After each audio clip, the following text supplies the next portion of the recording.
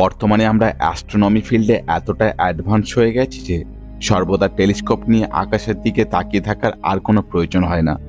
ক্যালিফোর্নিয়ার পালোমার অবজারভেটরিতে অবস্থিত জুইকি ট্রানজিয়েন্ট ফেসিলিটির মতন টেলিস্কোপ প্রতি দুদিনে একবার পুরো আকাশকে স্ক্যান করে ফেলে আর প্রতিটি ঘটনা সম্পর্কে ইনফরমেশন দিয়ে দেয়।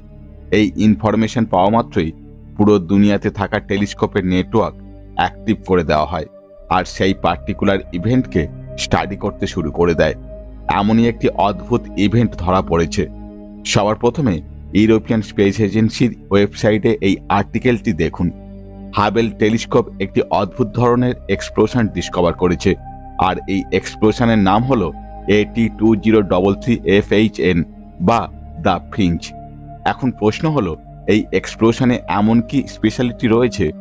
কারণ সুপারনোভা এক্সপ্লোশনের সাথে আমরা অলরেডি সকলেই পরিচিত, কিন্তু এই এক্সপ্লোশন কোনো সুপারনোভা এক্সপ্লোশন ছিল না আর এটি যে স্থানে হয়েছে তার আশেপাশে কোনো ব্ল্যাক হোলও নেই, এমনকি এটি নিউটন স্টারও নয়।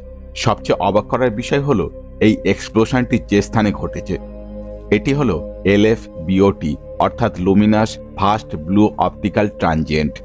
সুপারনোভা এক্সপ্লোশন সম্পর্কে আমরা অলরেডি বহু তথ্য জানি, কারণ এর উপর বহু রিসার্চ এবং স্টাডি করা হয়েছে।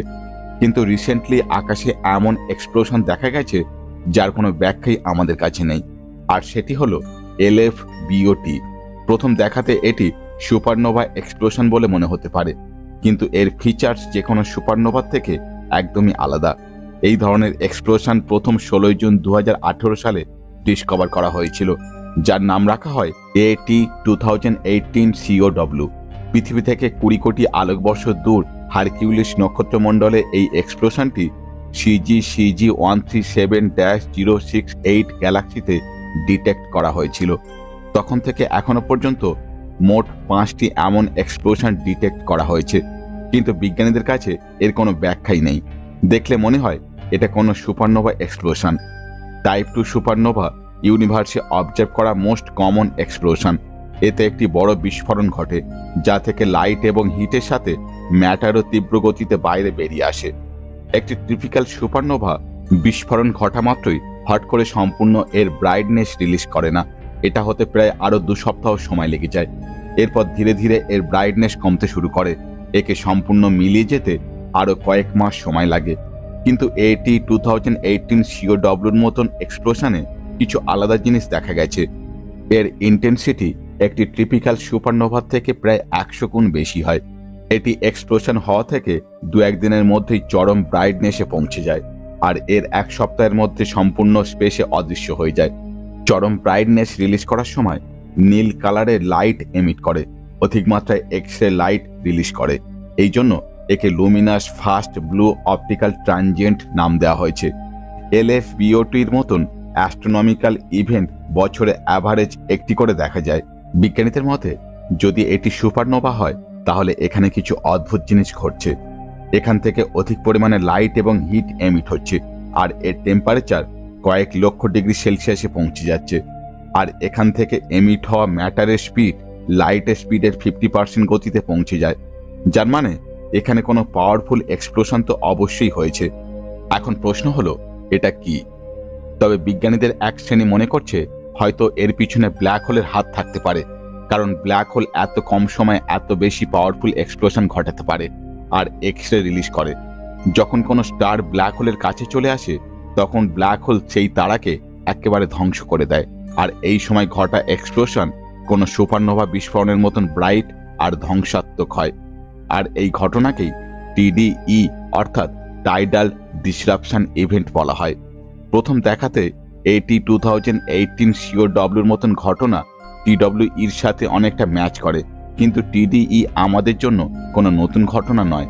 আমরা অতীতে এমন কয়েক হাজার ইভেন্টকে অবজার্ভ করেছি। তাই জন্য বিজ্ঞানীরা বলেন LFBOT এবং TDE একে অপরের সাথে একদমই আলাদা। তাই এখানে কোনো ব্ল্যাক হোলের ইনভলভমেন্ট থাকতেই পারে না, যার প্রমাণ দেয় আমাদের নতুন ডিসকভারি AT2023FHN, যার নিকনেম দ্য ফিঞ্চ দেওয়া হয়েছে, যাকে জুইকি ট্রানজিয়েন্ট ফেসিলিটি ডিসকভার করেছিল। এর সাথে ব্ল্যাক হোলের সম্পর্ক না থাকার কারণ হলো এটি স্পেসের যে স্থান থেকে ডিটেক্ট করা হয়েছিল এটি গ্যালাক্সির সেন্টারে নয়, বরং ইন্টারগ্যালাকটিক স্পেসে দেখা গেছে। ইন্টারগ্যালাকটিক স্পেস এমন এক স্থান যেটি দুটি গ্যালাক্সির মাঝে স্থান, যেখানে এর নিয়ারেস্ট গ্যালাক্সি থেকে এর দূরত্ব 50,000 লাইট ইয়ার্স, আর এর নিয়ারেস্ট ডার্ক গ্যালাক্সি থেকে ডিস্টেন্স 15,000 আলোকবর্ষ। আর যদি পৃথিবী থেকে দেখা হয় তাহলে এটি 290 কোটি আলোকবর্ষ দূরে অবস্থিত। এখন প্রশ্ন হলো, আমরা এত নিশ্চিত কিভাবে হচ্ছি যে এটি একটি LFBOT? 100% নিশ্চিত না হলেও তবে এর ফিচার্স 100% LFBOTর সাথে ম্যাচ করে। এটি এক্সপ্লোশনের সময় হাই ব্রাইটনেস এবং ম্যাটার বাইরে রিলিজ করছিল, টেম্পারেচার অনেক বেশি ছিল, এর থেকে ব্লু লাইট এমিট হচ্ছিল, আর এক্সরেও রিলিজ হচ্ছিল। তবে এটা সম্ভাবনা রয়েছে যে এটি একটি কিলোনোভা এক্সপ্লোশন হতে পারে। যখন দুটি নিউট্রন স্টার একে অপরকে হিট করে তখন ইলেকট্রোম্যাগনেটিক রেডিয়েশনের জন্য একটি খুবই উজ্জ্বল ব্লাস্ট দেখা যায়, আর একেই কিলোনোভা এক্সপ্লোশন বলা হয়। সাধারণত দুটি গ্যালাক্সির কলিশনের সময় নিউট্রন স্টারের মতন সুপার ডেন্স অবজেক্টকে হোম গ্যালাক্সি থেকে বাইরে ছুঁড়ে ফেলে। হয়তো এমনই দুটি নিউট্রন স্টার একে অপরের সাথে হিট করেছে, আর আমরা একে নতুন কোনো ইভেন্ট বলে মনে করছি।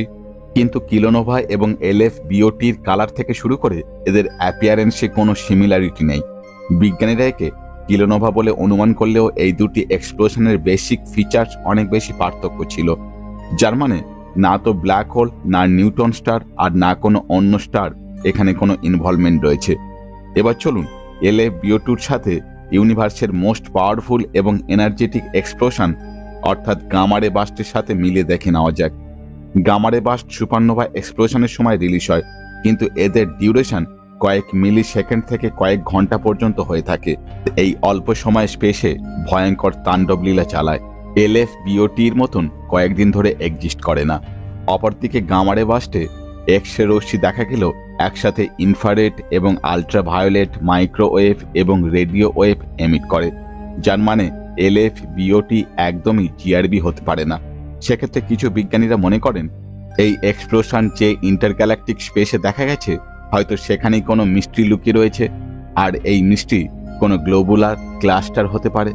তবে গ্লোবুলার ক্লাস্টার শুধুমাত্র হাইপোথিসিস, কারণ আমরা এখনো পর্যন্ত ইউনিভার্সের এই স্থান থেকে এমন কোনো জিনিস ডিসকভার করতে পারিনি।